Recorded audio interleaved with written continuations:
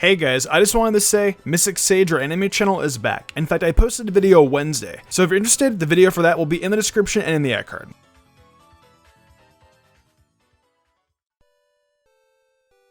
The Worst Team series was really popular, and I'm glad you guys enjoyed it. But here we are again with the worst team for Johto, Gold and Silver Edition. I'm pretty sure I'm going to be doing all the worst team videos in the order of the original Best Team series. Pokemon Gold and Silver has some of the worst Pokemon in these games, and on top of that too, with the physical special split being super prominent in this generation, most Pokemon are going to suck more in general. Not to mention a lot of Pokemon are also really stripped of moves in this gen due to their lack of great move pulls on the majority of the Pokemon. So these Pokemon are going to suck. This will probably be the worst team of worst teams I will ever make, because most Pokemon in Gen 2 just have really horrible movesets anyways. But before I go over what Pokemon are going to be on this worst team, let's get into what a worst team is. Essentially, the worst team is a team of the worst Pokemon in the region of the specified region, in this case being Johto. It won't have a team of 6 Unknown or Magikarp, Rattata whatsoever. It will be a team that is within reason, I suppose, is the best way for me to word it. This team will give you a challenge, but I don't think it will be impossible to beat the games. And if you do happen to be having difficulties, then good. I did an amazing job creating the team. As always, I will be providing a moveset for these Pokemon. No post-game tutor moves or egg moves. We may use TMs though. I will also be providing a list of all the important trainers and stuff that these Pokemon do well against. Those important trainers consist of all the gym leaders, Silver, and the Team Rocket executives. But yeah, these are the 6 worst Pokemon in Gold, Silver, and Crystal in my opinion. So I hope these guys can give you hell. Well, I should say more hell than usual. Like I mentioned earlier, Pokemon get gypped in this gen by having really horrible movesets and the physical special split. But hey, the more the challenging, right?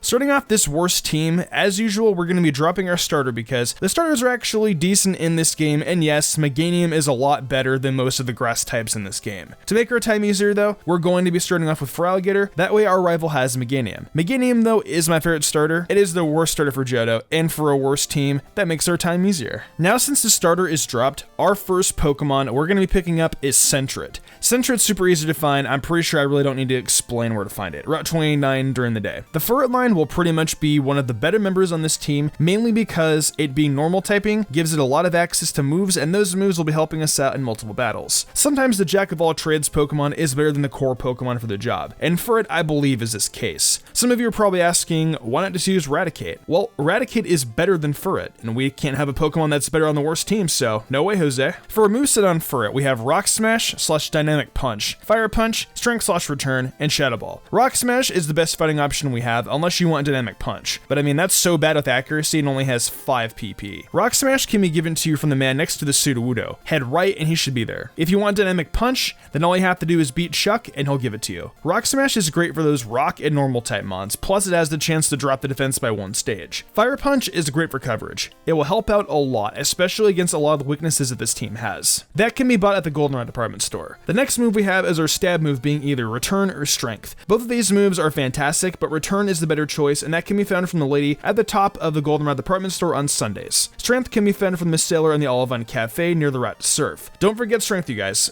You'll have to go back for it if you don't. Shadow Ball is our last attack, and that can be used against all the ghost type mons, plus ghost attacks can't touch Furret, so it's a great move. Shadow Ball can be obtained once you defeat Morty. With these moves, Furret does well against Jasmine's team, Price's team, Will's team with Shadow Ball, Bruno's Onyx, Karen's team is set for Murkrow, Brock's team with Rock Smash, Surge's Magneton, Erica's team, Sabrina's team of Shadow Ball, Blend's Magcargo, Blue's Alakazam, Rhydon, and Exeggutor, Silver's Sneasel, Magneton, Meganium, Haunter, and Kadabra, Petrol's Raticate, Ariana's Vileplume line, Archer's Houndoom, and Red's Espeon, Snorlax, and Venusaur. Well, Furret may be our HM slave and not as good as Raticate, but hey, the move pool is still nice and does decently well. So way to go Furret, you may be one of the best Pokemon on this team.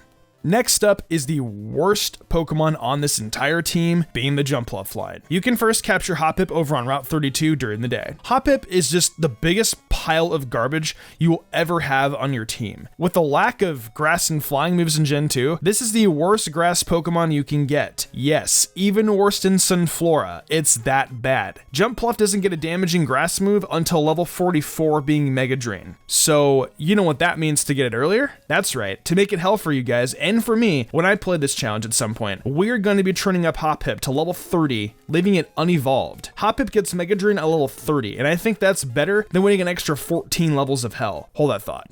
I know what you're thinking. How are we going to attack with Hoppip? Headbutt. You can get the Headbutt TM in the Elex Forest. Congrats. That's the best damaging attack you can get on the Hoppip line until it gets to level 30. This Pokemon line is just garbage, but it gets better when you're able to teach it Mega Drain. Even until then though, you can still use Hoppip as a Stally Pokemon using moves like Leech Seed and such. For a moveset for Jumpluff, we are lacking badly, but I think the best we can do is have Headbutt first as a damaging attack, then Mega Drain, Poison Powder, Leech Seed, and Solar Beam. Mega Drain I've already talked about, so I'll skip this part. Poison Powder is there because of the extra damage, plus you can stack it with Leech Seed. Once you have access to Toxic, then we can replace Poison Powder with Toxic, which is a lot better. All of these moves can be learned via level up, aside from Toxic. Poison Powder can be learned at level 14, Leech Seed at level 20, and once again Mega Drain at level 30. Solar Beam can be found on Route 27 past the Whirlpool underneath the bridge, and Solar Beam is there because it's better than any grass move we will ever get. If you want to get rid of any other move for Sunny Day, you can, but Mega Drain is going to be the primary one that we use. The Toxic TM can also be found from Janine after you defeat her.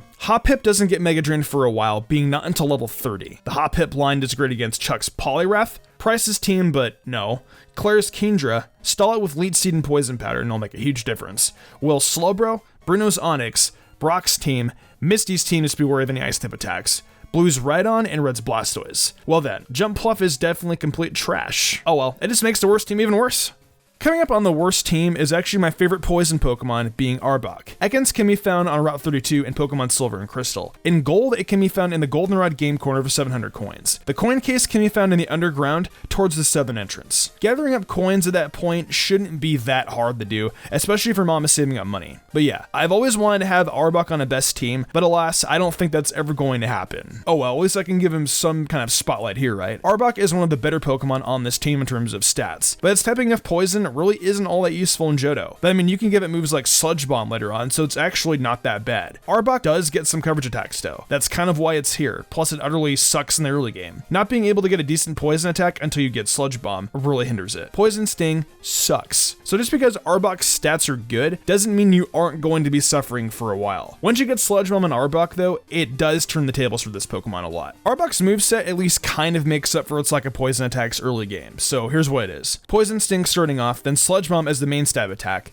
Dig/Earthquake, Bite, and Curse. Sludge Bomb is there because it is the best poison attack you can get, I've mentioned this earlier, and Sludge Bomb can be found north of Mahogany Town, on the route before Lake of Rage, and the house going up towards there. Dig is there because of steel coverage and other poison type coverages. Dig can be found in National Park. Earthquake is better than Dig though, and that can be found in Victory Road. Bite is there for second coverage and ghost coverage if need be, and that can be learned at level 15 from Ekans. The last move we have on it is Curse, and I like Curse because Arbok can set up. It can't be found until late game, but I think it's worth having in a pinch, especially when it comes to Sludge Bomb being a physical attack. Curse and that can stack up really nicely. Curse can be found in the Celadon Mansion towards the back entrance where you would usually find Eevee in Pokemon Red, Blue, and Yellow. Another option you can have in Arbok is Sunny Day, so you can help Jumpluff pull off Solar Beams, but that's up to you. Arbok is so dope looking, and I really like Snix a lot. I feel bad for putting it on a worse team, but hey, if it's one of the team's MVPs, I guess it can't be that bad. Arbok is going to have fun with these trainers it does well against. Morty's team with Bite, just be careful of Gengar's Dream Eater. Jasmine's team with Dig. Will's team with Bite if you want, but no.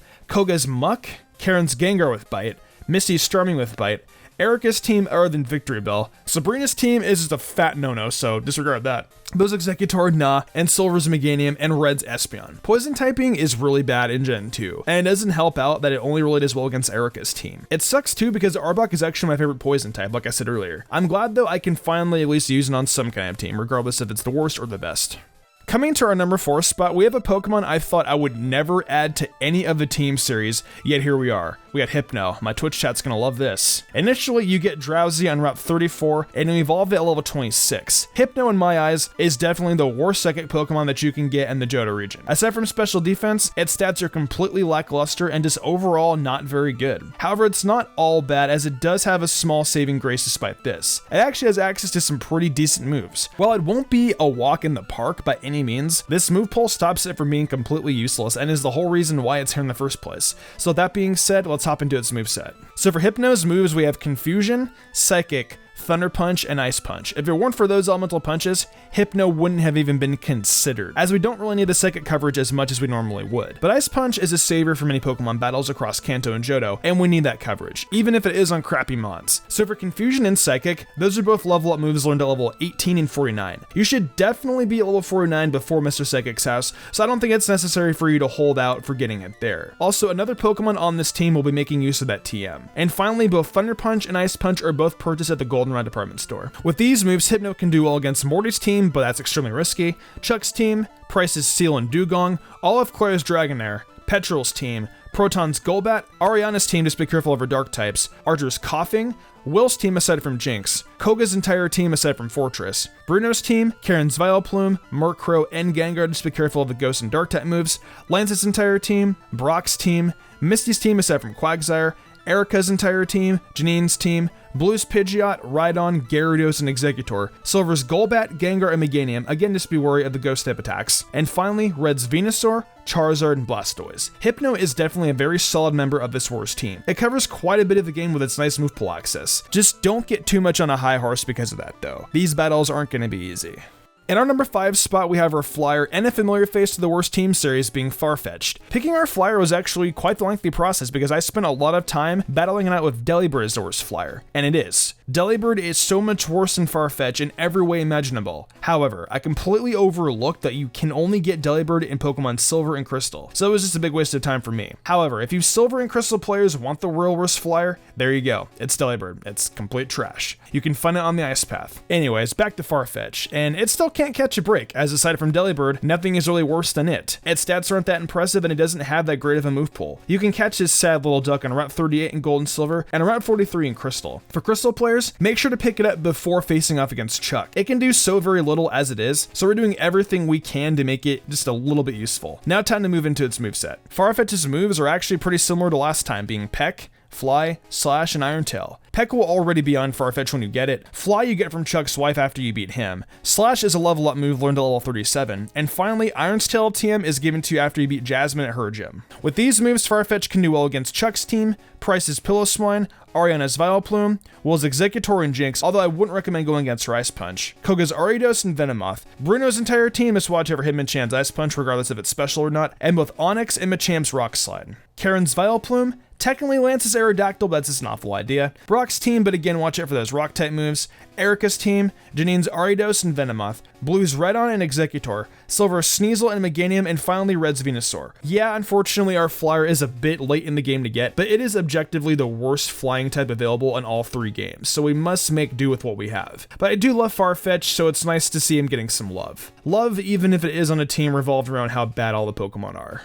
And coming into our last slot, we have Cressola. It's really funny to me that a lot of the Pokemon I absolutely love end up being on these worst team videos. I guess I just love bad Pokemon, everyone. Cressola can be found in Olivine City using a good rod. You can pick up the good rod up from one of the fishermen in Olivine. And for the Crystal players, make sure to pick up Cressola first before going to Chuck's gym, as we'll need Cressola surfing to get Farfetch in that game. So yeah, as I just mentioned, Cressola will be filling the role of our surfer, but it's surprisingly interesting to use in other regards. It may have bad stats, but its move pool actually has some fun things to run, so let's get right into it. So for Cressola's moveset, we have Surf, of course, Rollout, which will be followed by Ancient Power later, Defense Curl, which will be followed by Psychic. Basically, we're pairing up Defense Curl and Rollout to do as much damage as possible, but then once we upgrade the Ancient Power, we can get Psychic on it for just a little more coverage. And for its last move, you'll have the choice between Strength or Hidden Power. I personally would go for Hidden Power, as you really never know what you're going to get, and it's nice to add a little excitement to this team. Surf is given to you by the Old Man in the Kimono Dance Theater after you defeat them. Rollout's TM is found on Route 35, and Ancient Power is learned to level 43.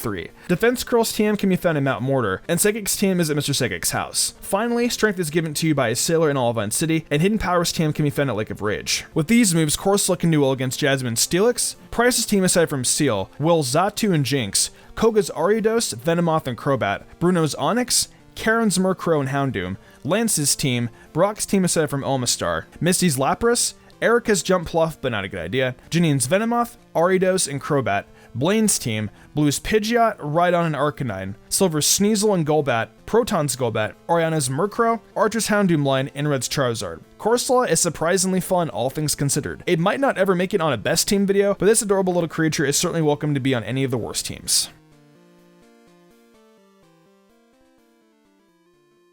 Well, that was the worst team for Johto. I really love doing these team videos because it gives me the opportunity to try out teams of Pokemon I've never used before. Obviously that's for a good reason, but it's still really fun. It's a nice challenge to find just god-awful Pokemon and trying to make them work as best as possible. In fact, I'll be streaming a playthrough of Pokemon Gold with this team today over on my Twitch channel. So make sure you follow me over there if you want to see me suffer while I play through the entire game with the worst possible team for it. I think it'll be a lot of fun, so you won't want to miss it. What do you guys think though? Did I nail this team, or do you think there are worse Pokemon out there that can take on the challenge? Definitely let me know in the comments section below. If you enjoyed the video, why not leave a like and subscribe to my channel with notifications on, that way you never miss an upload. If you want to support me further, consider following my Twitch where I stream a lot of Pokemon content and Nintendo content like shiny hunting, showdown battles, Explorers of Sky, Zelda, Fire Emblem, Smash Brothers, Borderlands, you name it, I play it. Want to support me further in game call perks? Check out my Patreon. Daniel Leone, Lady Crimson, Pal491, The Lazy Leo, Matthew Young, Awesome Lego, Jarrett Weezosted, and Sodden Grider did, and I want to thank them personally for going above and beyond. It means the world to me. I think I'm gonna wrap this up though. I'm Mr. Gumbrian, and I will see you in the future for more awesome Pokemon content.